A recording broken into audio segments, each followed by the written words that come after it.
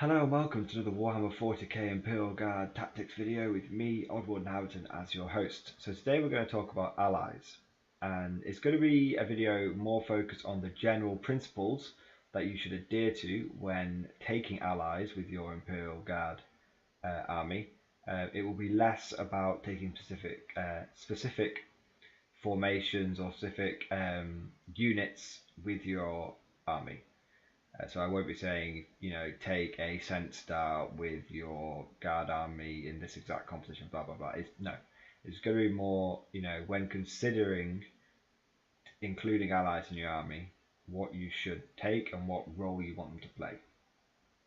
Okay, now the first general principle is, and it's probably, a lot of people probably disagree with me on this, but I would say that guard themselves are not a particularly good allies choice. I see a lot of people on the internet who regularly say, oh, I've got my Space Marine force, but I need some kind of unit that I can leave behind on objectives, and it'll keep them safe for me. So I was thinking of including a guard platoon led by like the Lord Commissar or something.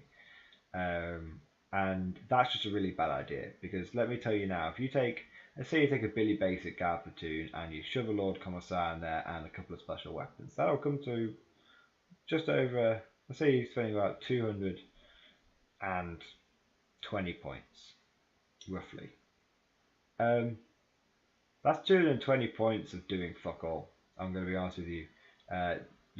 20 Imperial Guardsmen are just a waste of time. If you're a Space Marine player, for example, if you're trying to rely on 20 Imperial Guardsmen to hold an objective, then you are going to be really disappointed.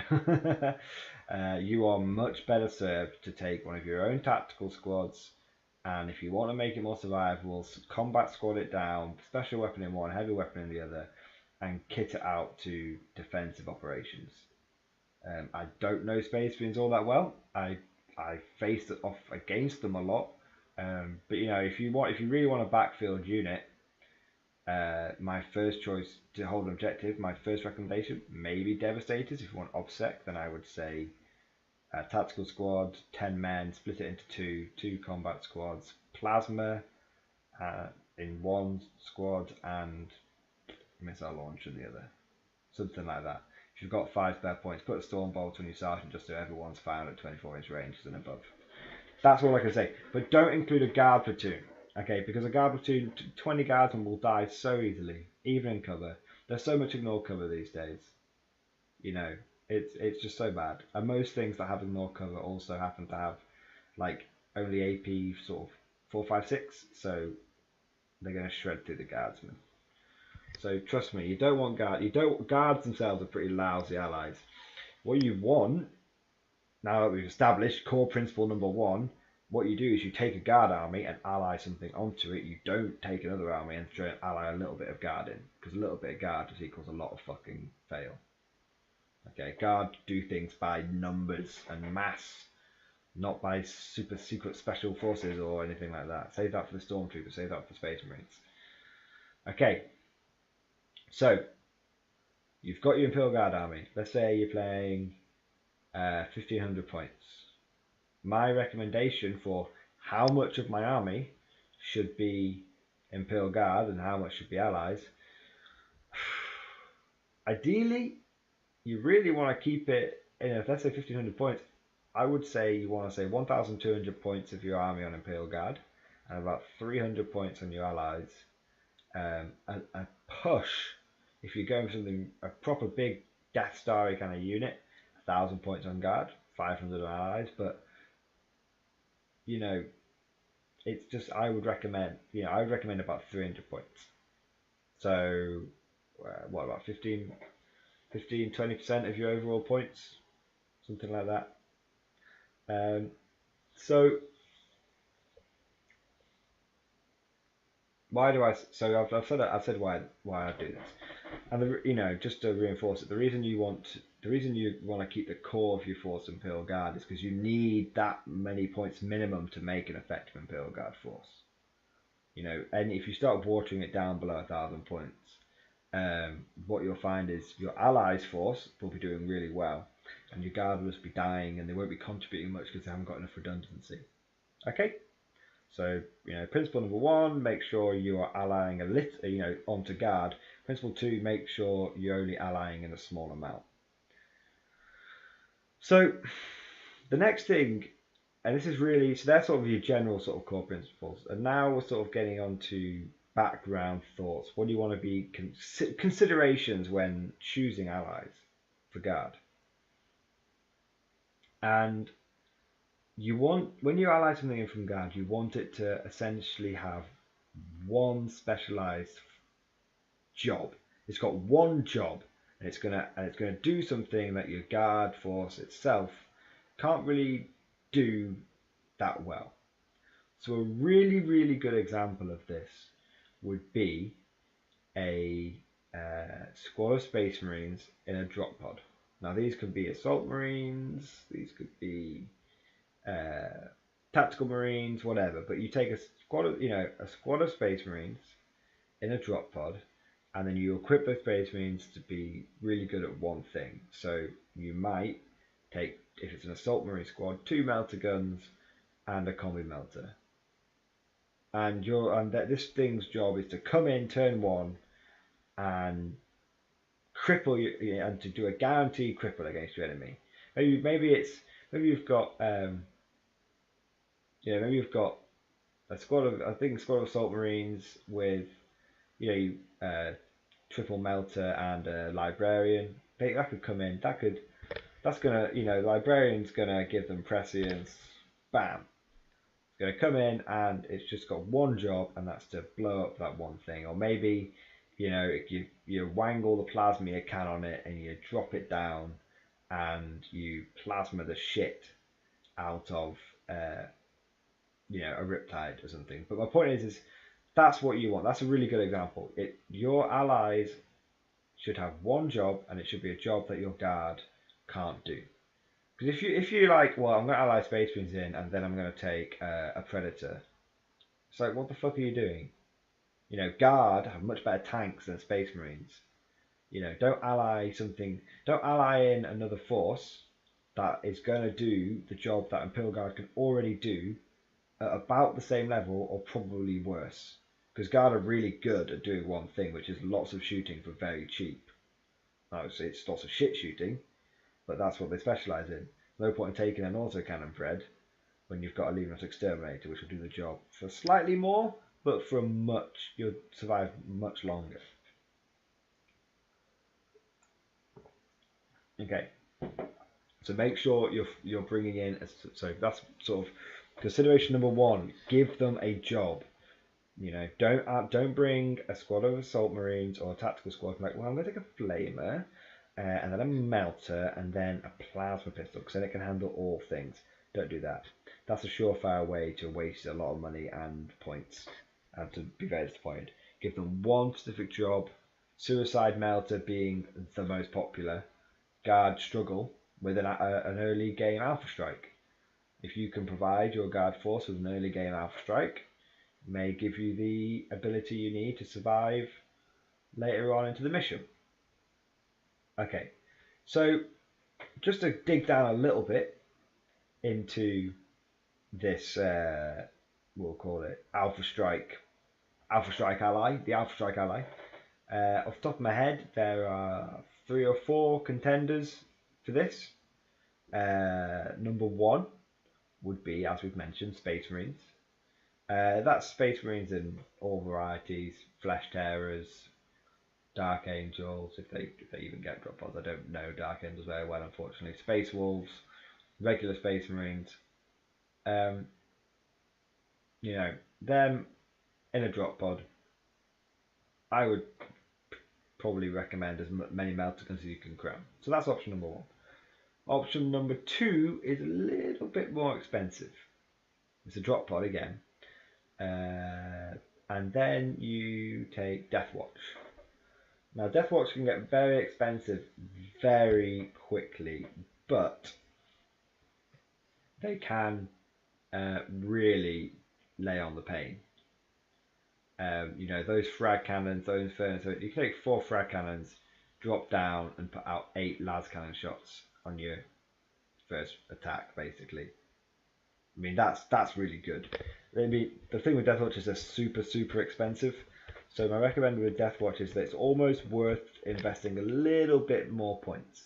You know, it's almost worth spending a little bit more just to guarantee you get more than just one turn out of them. Okay.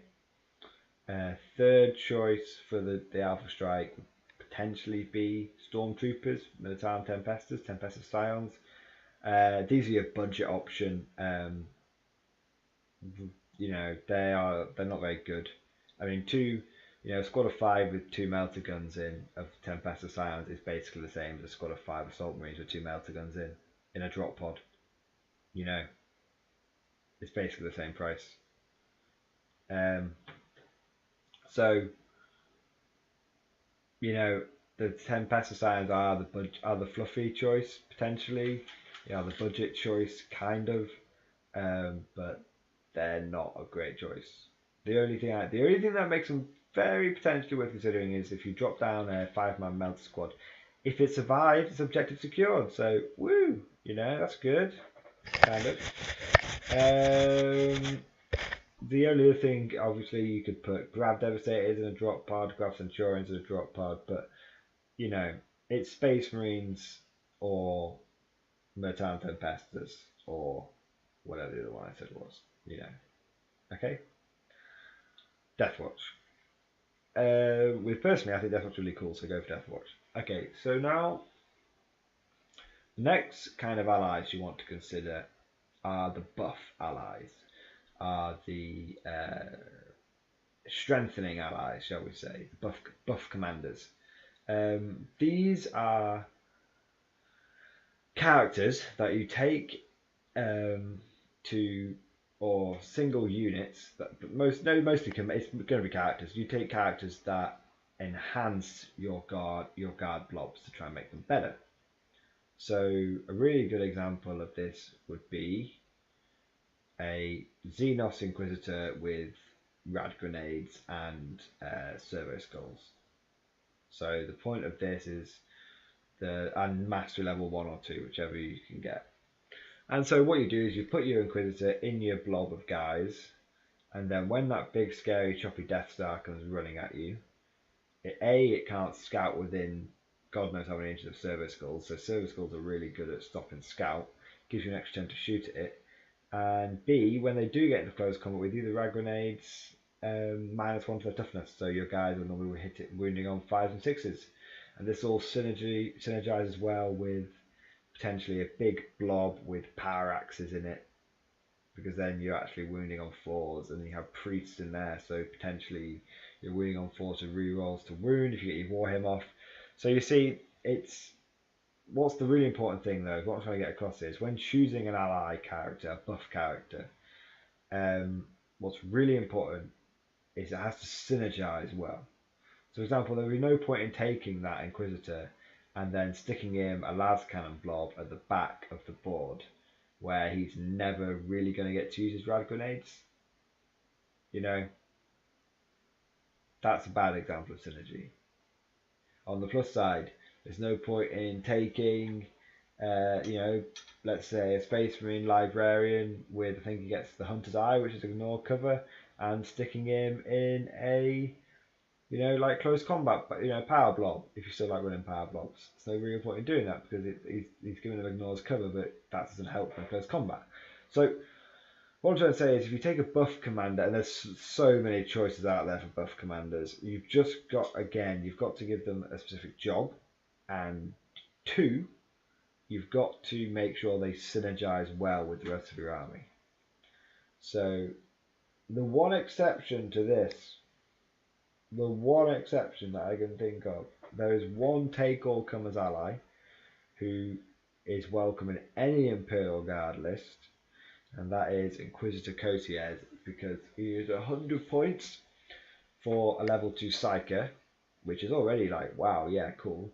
He comes with 2+ armor save, wow, yeah, cool. Demon Hammer, and so many good. He makes your opponent reroll the C's, or you can choose to reroll the C's initiative.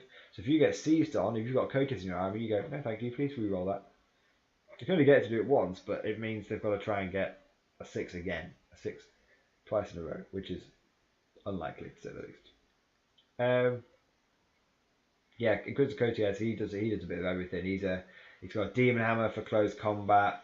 He's got psychic powers to buff your guys. He's got special rules that fuck with your opponent massively. He's a great character. The one catch-all ally buff commander I'd say is a Critical Cotiers. Ally characters you kind of want to avoid. You kind of want to avoid characters which are like tank characters. So I think an old school example would be Drago with a rerollable like 3+ invulnerable save. You kind of want to avoid that, or 2+ even. I think you can give him. You kind of want to avoid that because, well, unlike actual Death Stars, who can always make sure they've got their 2+ rerollable save guy facing the front, or facing the nearest enemy, your blobs are so big that it's kind of hard to have Drago at the front the whole time. So you're still going to be taking a lot of casualties, and at the end of the day, you're spending a lot of points on a Drago-like character. If Drago is no longer in, by the way, just disclaimer, I'm going off old knowledge here because I don't really use tank commanders. But like I said, when I say tank commanders, I mean tanky allies. When consider anyway, carry on. So there's no real point because what you're doing is spending a lot of money to try and protect a relatively shit unit. That tanky commander, that tanky ally, could probably buy you a whole new blob. So there you go. So yeah, overall, I mean, I can't think of anything specifically off the top of my head, or anything else off the top of my head. That's good for allies.